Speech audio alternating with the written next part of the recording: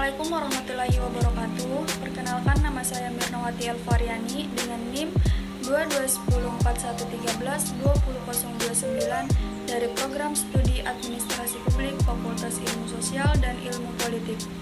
Video ini untuk memenuhi tugas UAS Sistem Sosial dan Ilmu Politik di Indonesia dengan dosen mata kuliah Ibu Tri Silvana Azwari, SSOS MAP.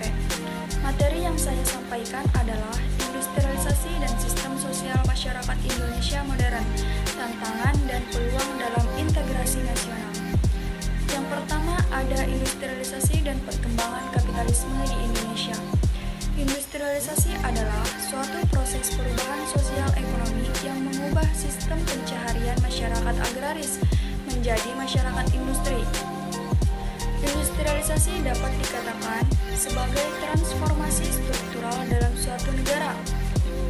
Oleh sebab itu, proses industrialisasi dapat didefinisikan sebagai proses perubahan struktur ekonomi di mana terdapat kenaikan kontribusi sektor industri dalam permintaan konsumen, PDB, ekspor, dan kesempatan kerja.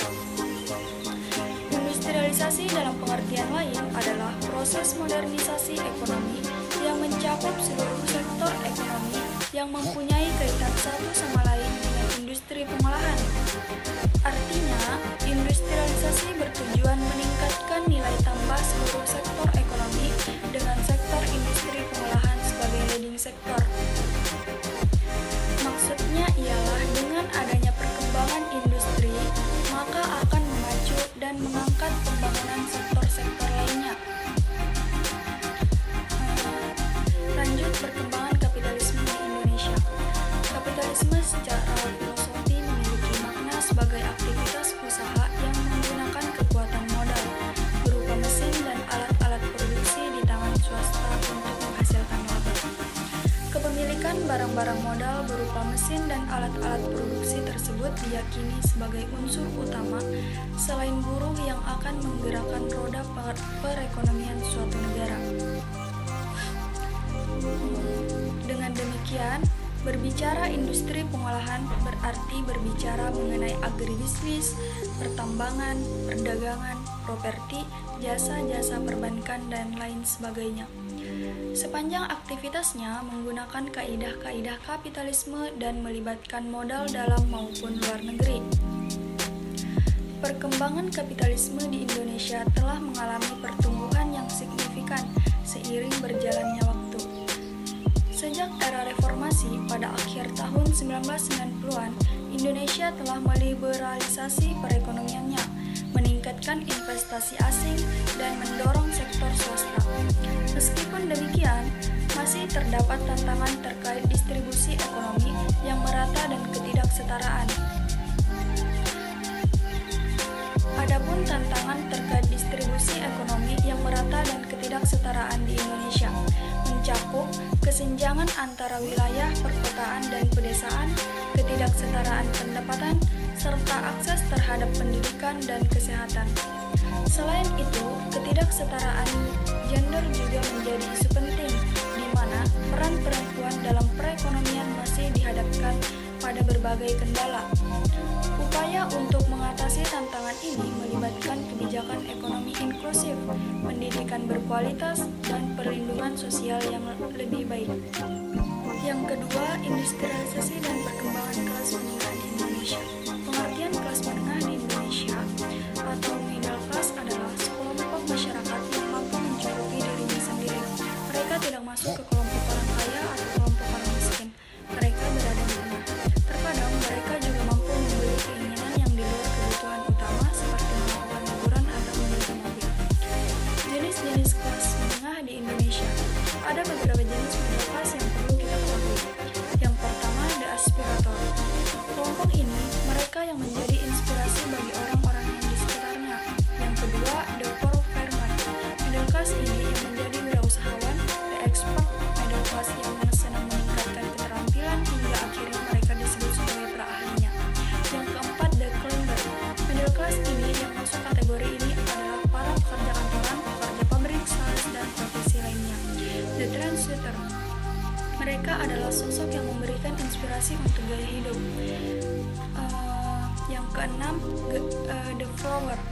Mereka adalah sosok yang kinerjanya dipengaruhi oleh lingkungan.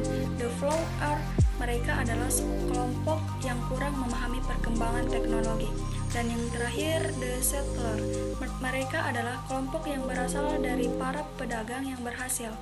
Perkembangan kelas menengah di Indonesia, middle class Indonesia bertambah setiap tahun, tapi masih membutuhkan usaha lebih untuk membuatnya setara dengan negara berkembang lain. Bank Dunia membagi kelompok di Indonesia menjadi beberapa bagian, mulai dari kelas miskin, kelas rentan AMC atau aspiring middle class, dan high class.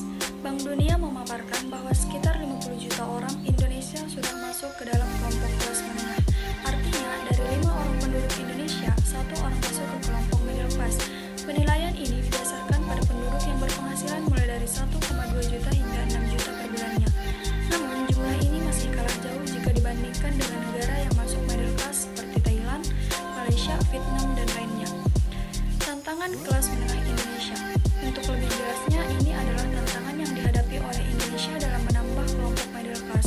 Anggaran pendidikan dan untuk kesehatan yang cukup rendah dibandingkan negara lain. Memang saat ini tersedia BPJS Kesehatan, tetapi sistemnya masih membutuhkan banyak perbaikan untuk bisa menjangkau seluruh lapisan masyarakat. Layanan publik yang tidak merata. Kemudahan akses layanan publik hanya terjadi di wilayah dekat pusat. Sementara wilayah yang lokasinya jauh tidak memiliki fasilitas yang seharusnya juga tersedia di daerah mereka. Lapangan kerja yang juga tidak merata, hanya tersedia di wilayah yang mobilitasnya tinggi. Yang ketiga, industrialisasi dan struktur politik. Terdiri dari otoritarian, demokrasi, teori negara, dan keterkaitan antar negara dengan masyarakat dalam proses industrialisasi, pertumbuhan ekonomi, dan struktur kekuasaan. Yang pertama, otoritarian. Istilahnya merujuk pada suatu sistem atau gaya pemerintahan yang ditandai oleh konsentrasi kekuasaan pada satu atau beberapa individu atas entitas. Seringkali dengan otoritas yang kuat dan cenderung mengabaikan hak-hak individu atau partisipasi politik yang luas. Yang kedua, demokrasi. Demokrasi adalah suatu bentuk sistem pemerintahan di mana kekuasaan dan kewenangan dipegang oleh rakyat atau warga negara. Prinsip dasar demokrasi adalah pemerintahan oleh rakyat dan untuk rakyat, di mana kebijakan dan keputusan dibuat melalui partisipasi aktif rakyat dalam proses pengambilan keputusan. Terakhir, pertumbuhan ekonomi dan struktur kekuasaan dalam suatu masyarakat dapat saling mempengaruhi dan membentuk dinamika kompleks. Struktur kekuasaan mencakup distribusi kekuasaan di antara berbagai entitas atau kelompok dalam masyarakat.